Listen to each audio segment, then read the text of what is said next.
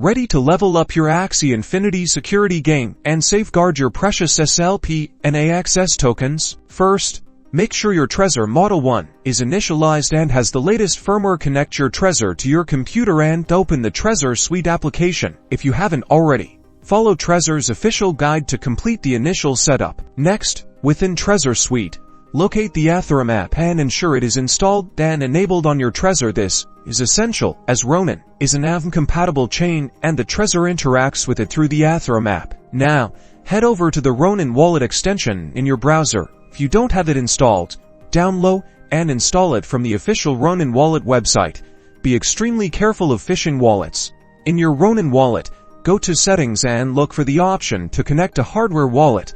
Like Trezor, select Trezor as your device type. The Ronin wallet will then communicate with your Trezor using the Ethereum App. Your Trezor screen will prompt you to export your public key, verify the information displayed on the Trezor device, and confirm the export. This step allows the Ronin wallet to generate Ronin addresses derived from your Trezor. When you initiate a transaction, like sending SLP or AXS, the Ronin wallet will prompt you to confirm it on your Trezor. Double-check all transaction details on the Trezor screen, the recipient address, and the amount before approving. Always, and I mean always, verify the details directly on your Trezor screen. This is your last line of defense against scams and hacks. By confirming on the Trezor, you're ensuring that only you can authorize transactions with your private keys.